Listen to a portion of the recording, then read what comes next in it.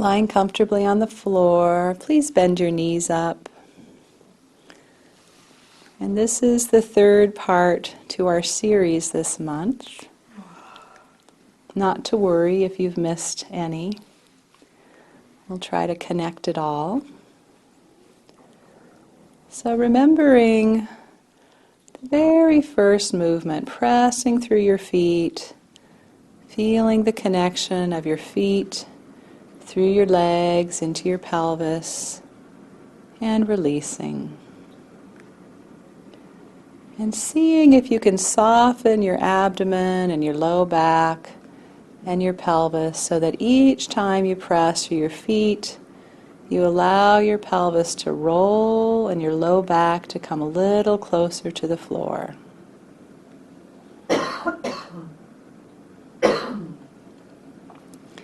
And then just imagining if your foot bones are connected to your leg bones, which are connecting to your hip and pelvic bones. Just beginning to follow that sequence of connectivity up into your lower spine. And just with starting, how far up your spine do you feel the connection? Each time your foot presses, without making anything else happen, but just tracking how far can you feel the sensation of movement and connection up your spine. And then just kind of pointing on the front of yourself. Maybe you just feel it as far up to your belly button, to your lower spine. Maybe you can feel it traveling all the way up to between your shoulder blades. And if you've done these movements often with me, you might feel it all the way through your neck and through to the top of your head. So it's not right or wrong, but it is possible to have everything sort of soft enough, not resisting, so that that movement translates all the way through. And then just rest and pause for a moment. Listen in, always making sure that even though these movements seem small and subtle, you know your body, and you know that sometimes even with seemingly easy movements, it gets worried and scared and can tighten up and cause you pain later. So all that we do is just as much about learning to listen and slow down and back off, really, as anything else that we do.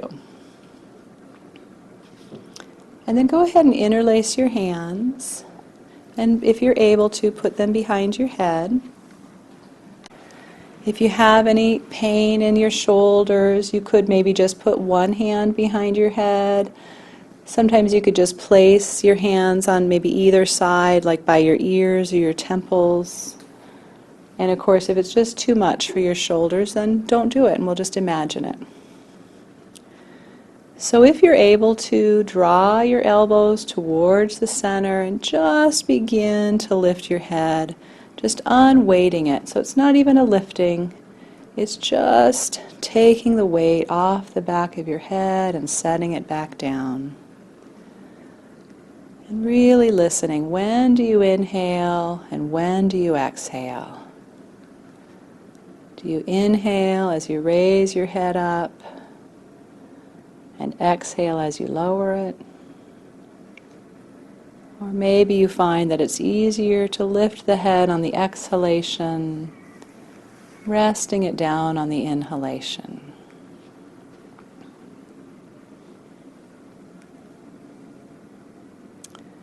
And just as we did below, we will do above. In listening, as you begin to lift a little bit, can you begin to feel the connection through the upper spine, the neck, and those thoracic vertebrae that connect to the ribs in the upper and middle back.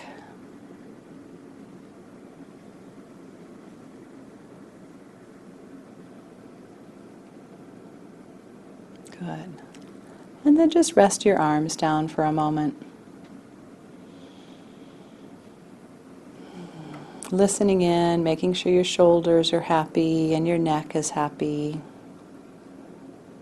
That you're not just doing it because the teacher said to, but you're doing it because there is some curiosity, some interest, and maybe even some pleasure.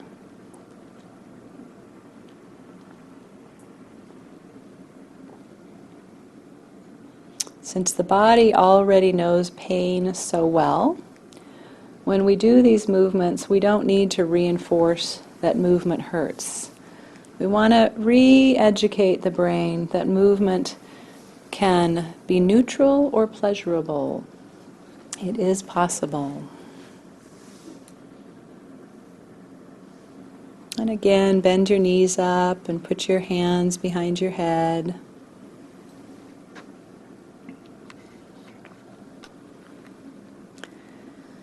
Very slowly lift your head a little bit and set it down. And then press through your feet and let your pelvis roll a little bit, may even lift a little bit.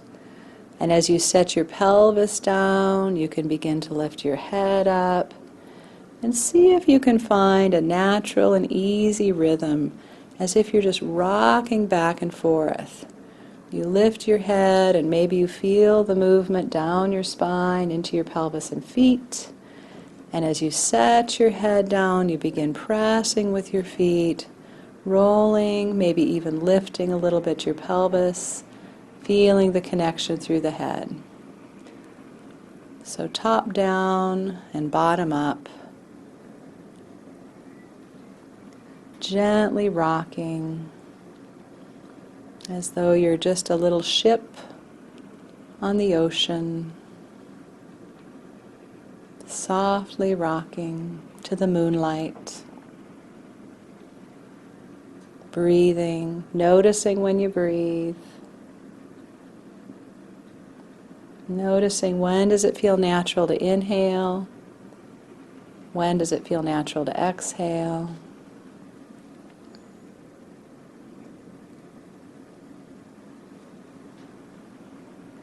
And then just pause a moment, let it go, let your arms down. If it's comfortable, let your legs down or leave them up.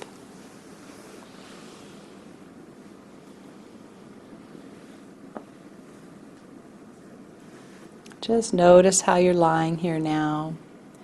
Notice, where does your attention go? Even when I start to say notice, do you begin to check in with what's uncomfortable? And can you begin to learn to check in with what's new, what's interesting, what's softer, what's more connected?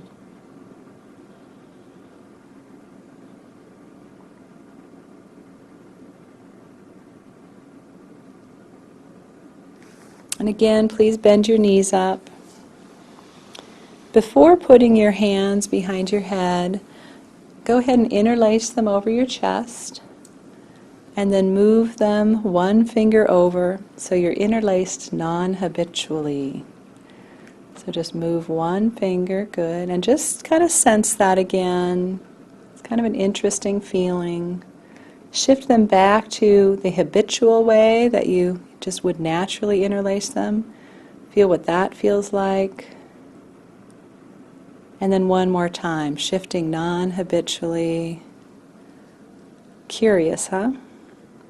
And then keeping them non-habitually interlaced, bring your hands behind your head if you're able. If you're not able, then improvise. And again, rocking back and forth, lifting the head as it sets down, pressing through the feet, rocking and lifting the pelvis. And really feel, when do you inhale? When do you exhale? And then see if you can shift the pattern of inhalation and exhalation. So if you tend to inhale as you lift and exhale as you set down, then do the opposite. Exhaling with the lift, inhaling. So anytime I suggest a movement or breathing in what seems like the opposite direction of what's natural, In Feldenkrais, we call this differentiation. So it kind of challenges the brain and the nervous system. And for some reason, that little bit of shift, when we go back to what feels natural, it almost begins to feel more natural. Something else has let go and allowed the movement to be smooth and fluid.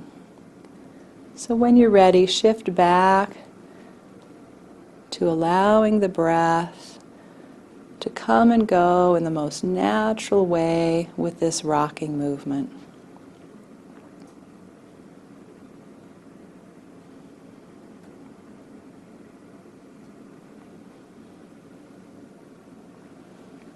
Good. And then just let your arms down. Keep your knees bent up.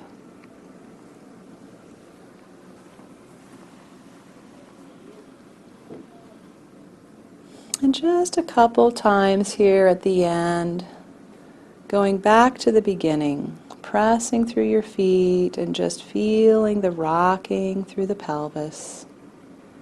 And noticing if what you can feel in that connection as the pelvis sort of gently bumps into the lower vertebrae, which gently bumps into the next and the next and the next, on up the spine. And now place your fingers on your chest to the level that you feel that movement going up. And just notice for yourself if you can feel that connection any higher. Is it traveling any further up your spine than when we first started? And just soften your neck and your jaw.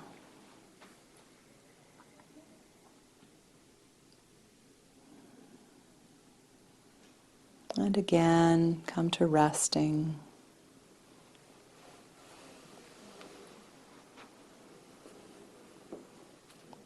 These kinds of movements, this pelvic rocking, connecting, lifting, can be such a simple and easy thing to do at the beginning, middle, or end of one's day.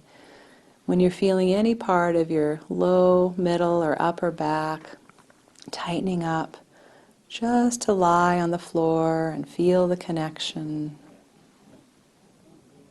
And all of these practices aren't meant to only do when you're hurting or flared up or did too much. Practicing them regularly at any moment, or maybe you will create a prescribed moment in your day, will allow them to be more available to you in those times that are more difficult, where pain is more magnetizing and has your attention more.